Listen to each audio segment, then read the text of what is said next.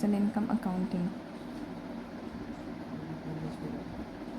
Unit second को मैंने 8 parts में डिवाइड किया है।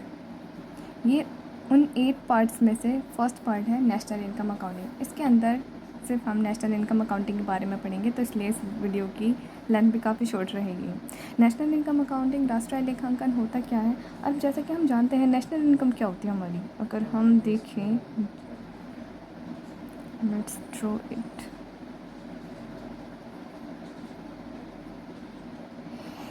हाँ, एक देश की बाउंड्री के अंदर जितनी भी गुड्स एंड सर्विसेज का प्रोडक्शन किया जाता है, जब हम उसे मनी की फॉर्म में कन्वर्ट करके कैलकुलेट करने की कोशिश करते हैं तो हमारी नेशनल इनकम कहलाती है। ये तो हमें अच्छे से पता है।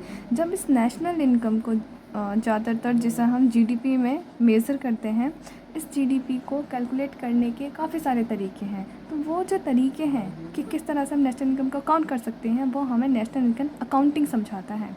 इसका सीधा सा मतलब ये है, नेशनल इनकम अकाउंटिंग क्या है? ये एक टेक्निक है, एक तरह की हमारी नेशनल इनकम अकाउंटिंग क्या है? टेक्निक है, मेथड है, जो क्या करता है? मेज़र करने के काम आता है। किसको? Measure the income and the production. एक कंट्री के अंदर जितना भी इनकम एंड प्रोडक्शन किया जाता है उसको कैसे मेज़र करें, इसकी जो टेक्निक है, मेज़र करने की टेक्निक है, वो हमारी नेशनल इनकम अकाउंटिंग कहलाती है।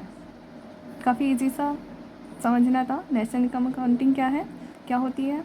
नेशनल इनकम अकाउंटिंग एक टेक्निक है जिसका यूज़ करके हम क्या मेज़र करते हैं?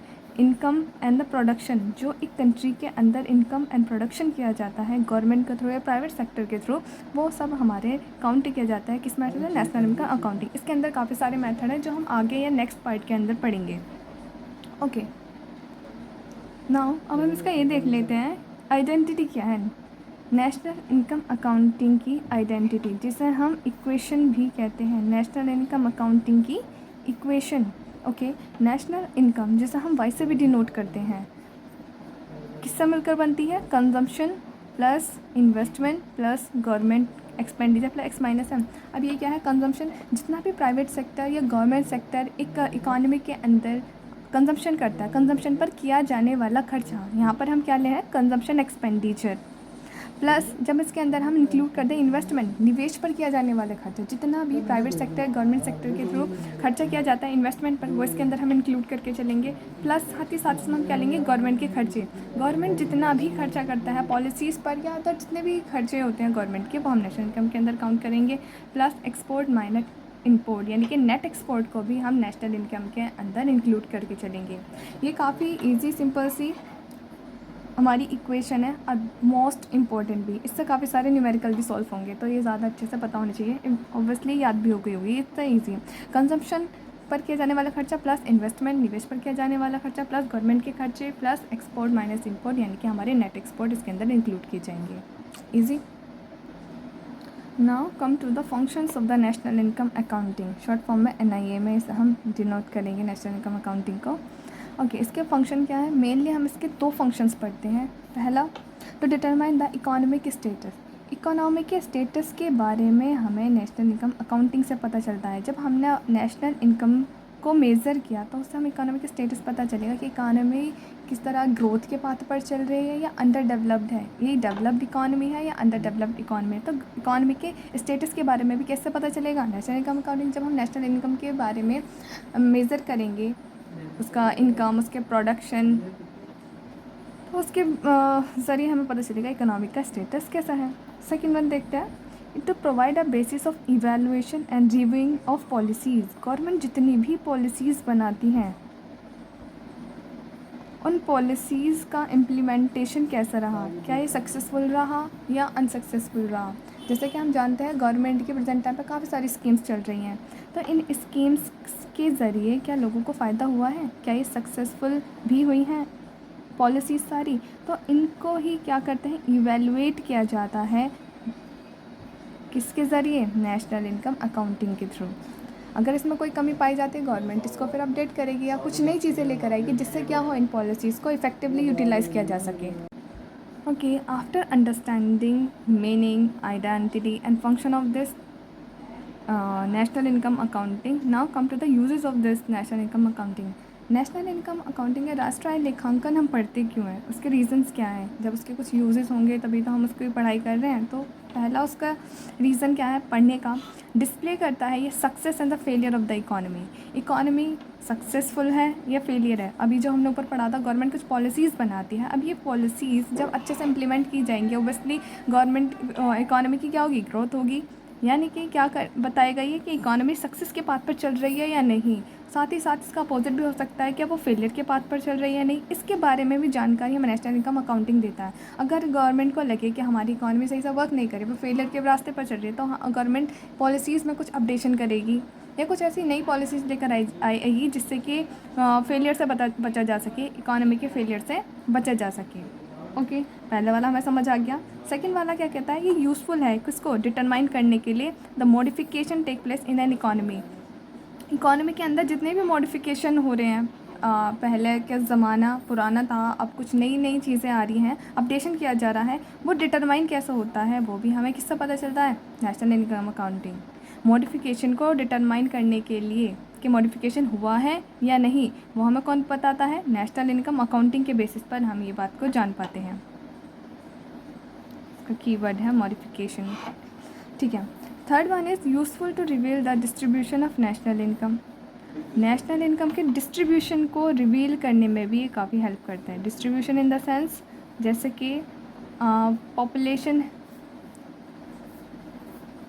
के एक छोटे से पोर्शन के पास तो इकोनॉमी का लार्ज पोर्शन रहता है। सपोज़ फॉर एग्जांपल अगर हम माने 10% पॉपुलेशन के पास नेशनल इनकम का 90% पोर्शन होता है, वहीं इसका अपोजिट बाकी 90% पॉपुलेशन के पास नेशनल इनकम का सिर्फ 10% ही होता है, जो बताता है नेशनल इनकम के अनइक्वल डिस्ट्रीब्यूशन को। ये कि भी हमें किससे पता चलता है, नेशनल इनकम अकाउंटिंग की वजह से।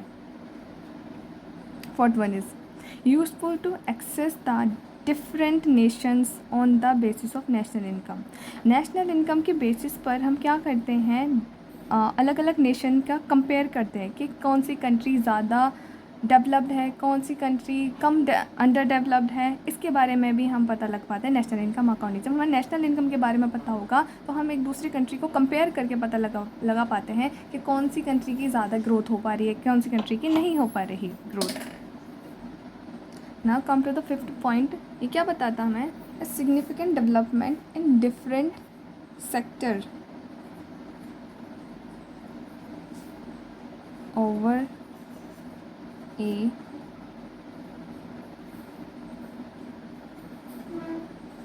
particular time period।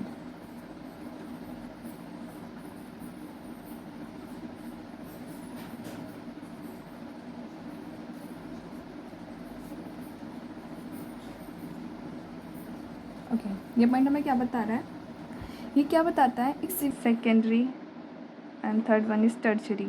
एग्रीकल्चर से related and this one is industry से related and this one service से रिलेटेड। तो हमारे तीनों सेक्टर की ग्रोथ के बारे में भी हमें पता चल पाता है नेशनल इनकम अकाउंटिंग। अगर हम देखें हमारी इकोनॉमी की at the time of independence, हमारी इकोनॉमी के अंदर एग्रीकल्चर सेक्टर का जो रेशो था वो सबसे ज़्यादा था, पर इन प्रेजेंट हमारी इकोनॉमी के अंदर सर्विस सेक्टर का जो रेशो है वो आज सबसे ज़्यादा है। ये हम किस बेसिस पर पता लगा पा रहे हैं, नेशनल इनकम अकाउंटिंग के बिहाफ पर, कि पहले के कंपैरिजन में अगर हम देखें, पहले नेशनल इनकम के अंदर एग्रीकल्चर सेक्टर का जो रेशो था वो सबसे ज़्यादा था। देन इसके बाद प्रेजेंट टाइम पर अगर हम देखें सर्विस सेक्टर का जो रेशो है नेशनल इनकम के अंदर सबसे ज़्यादा है। Now come to the six point के अंदर हम देखेंगे यूनाइटेड नेशन ऑर्गेनाइजेशन भी इसको यूटिलाइज़ करता है, किस लिए, वेलफेयर, लोगों के वेलफेयर के लिए। Utilize it to prepare the welfare plans. United Nation organization एक वर्ल्ड लेवल पर जानते हैं हम ऑर्गेनाइजेशन बनी हुई है। ये भी क्या करता है, नेशनल इनकम अकाउंटिंग को यूटिलाइज़ करता है किसके लिए, वेलफेयर प्लान्स बनाने के लिए। किसके लिए वेलफेयर प्लान्स बनाए जाते हैं, for a various countries of the world, for various countries